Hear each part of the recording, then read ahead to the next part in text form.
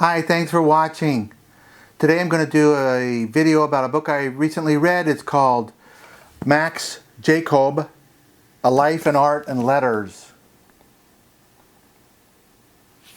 Written by Rosanna Warren. So first off, Max Jacob is a French poet. He was born in 1876. He was mostly active in the first half of the 1900s. I first heard of him when I was reading about Picasso. I knew that he was a friend of Picasso, but as I read this book, I really learned that their friendship was much closer than I thought. And also I learned that Max Jacob was much more significant author in France than in the United States, because like most situations, not much has been translated into English. So about the author, Rosanna Warren, she's a poet. She rides on the poetry merry-go-round, and she started this project in the 1980s. And so she just finished it recently, and it's very evident that she has a total mastery of the subject of Max Jacob. She did an outstanding job in writing this biography. Jacob was born in a town called Quimper in France. Most artists, the town they're born in, it's not a big deal. They kind of move on, and it's a little significance. But for Jacob, he was a well-published poet in modern publications, but he never made any money like most poets. And so he often had to return to Quimper to live in his family home, to the town. So that was a significant part of his life, the town of Quimper. He was Jewish, but he had a vision and he changed to Catholicism. So that was another significant part of his life. And at one point for many years, he lived in a Catholic church or monastery in France.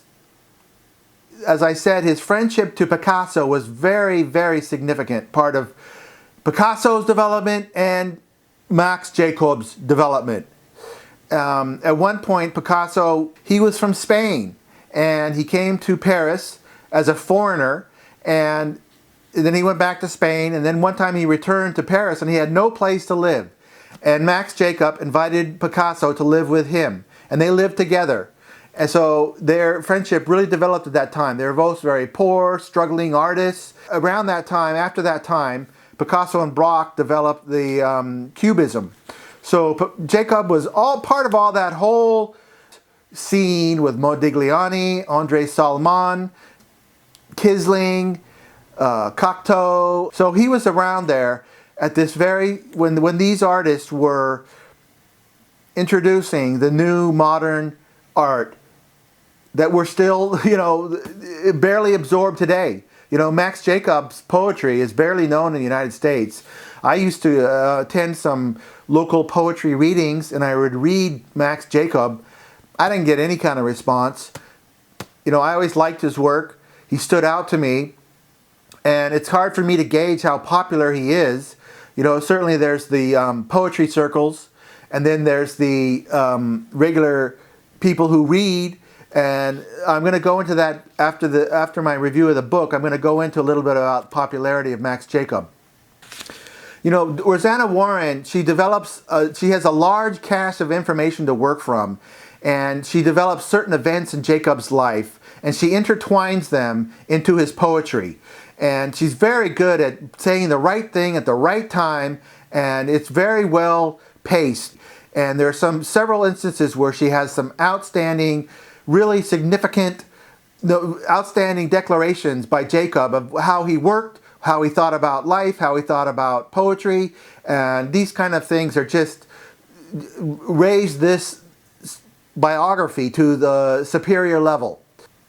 She also develops Max Jacob's friendships and the political life, the artistic life, the economic life. She develops all these other things around him that were going on, and they really add a lot to it. She just does an excellent job. It's a lot of things that she was included in her book. The way that Rosanna Warren structured this whole book should be, you could, if you broke it down and you could use it as a template for the proper way to write a biography. I mean, this is something that this biography should be held up as an example as how to write a biography. He was a very social person. Of all the biographies I've ever read, this guy is the most social person. He was known as being a clown and being funny and entertaining and telling stories. At one point, he even was on stage doing kind of an act about Montmartre. And so and that helped him because he was so poor. He relied on patrons to live with them and to support him while he was doing his poetry. Next, I want to read a few things that from the book, just to give you a little bit of an idea of it. Here's an example of his prose. In the harbor of my heart, there's no sandbar or riptide. Enter vessels, you'll be sheltered in pools of tenderness. When he was describing himself, he said, I'm a pretty good fellow. I'm pious. I try to do good rather than ill. I drink less than I used to, and I try to remain chaste in my celibacy. I'm light-hearted. I like telling stories. I adore my friends. I love music. And I make drawings that don't sell. I shout that I'm talented to persuade myself that I am. I dream of recreating life on earth in the atmosphere of heaven. You know, Jacob was a homosexual, and so there's a section here where he criticized women, and he said, I hardly know women. There's nothing so fine as a good and beautiful woman. They are rare. Women are foolish, bustling, illogical, demanding, unfair, hard, ignorant, and devoid of philosophy. So on the very next page, Rosanna Warren quotes a woman describing Jacob. And so in this woman's diary, she says that Max is insufferable when he's spoiled. He was envious, jealous, a fag, false, smug about lowly tasks, gossipy, blundering, possessed by all demons. The book is filled with little jewels like that, and I'm going to give you one more. When he was writing to somebody, he advised this young man, be human, uniquely human. By human, I mean true feeling giving birth to other true feelings. The framework doesn't matter, and style matters even less. To invent in truthfulness. So I definitely recommend this book to people who ride merry-go-rounds and people who stand on solid ground. I'm going to add on a little section here to this book review and talk about Max Jacob. It is difficult to find books with Max Jacob poems in English. Now, there are some on Poetry Foundation, and certain web pages have some of his poems. But when I first got into him, I'd seen him on the web, and then I finally found a book. It took me a while to find this one. It was The Selected Poems of Max Jacob by William Kulick. This is a good one. But I'm really excited to find out a book that was just recently published by Wakefield Press, and this is called The Dice Cup, and this is translated by Ian Seed. And so I haven't read this yet, but this is one of the most important works written by Max Jacob. So now I'm going to move on to another section where I'm going to look at how popular is Max Jacob. You know, sometimes it's hard to tell. Like I know him, and I think he's great, but it's kind of hard to determine what other people know about him. You know, so I'm going to do a section on that coming up.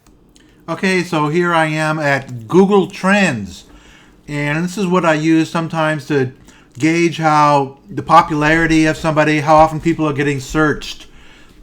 So here I'm doing Max Jacob, and he comes in like that. This is from the time period, the last 5 years on Google Trends. I'm not sure the exact method they use, but it's one way to look up popularity. Comparing with Jean Cocteau, and John Cocteau is much more popular. Of course, Cocteau is more of a filmmaker also, but he's a poet.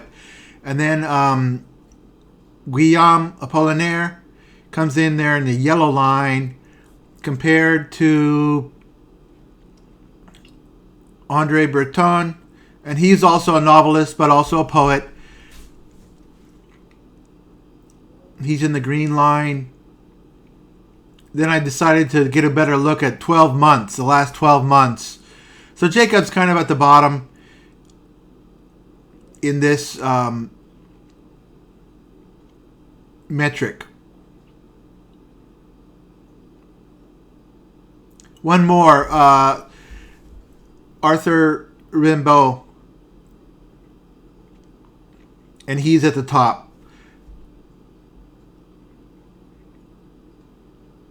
I think I'd say, for me, Arthur Rimbaud is my favorite, and then my second favorite is actually Max Jacob, of French poets, modern French poets. Now I go over to Google Books Ngram. This is 1920 to the year 2000. I put in Max Jacob, comes in here. There's Arthur Rimbaud. I'm going to add some more names. We get this kind of... Here we see Guillaume Apollinaire. Add a few more names here. We'll put in Cocteau. And I realized why he gets so large following, because his films are... He has his films that enhance his popularity. This has got Robert Desnos, a French poet.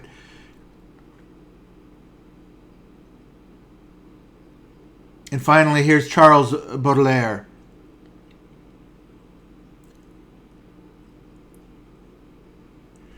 So this, gives you an idea. It's not a contest. It's just who's your favorite. Sometimes I don't know what other people think, and this kind of gives me an idea of what other people think. So, thanks for watching.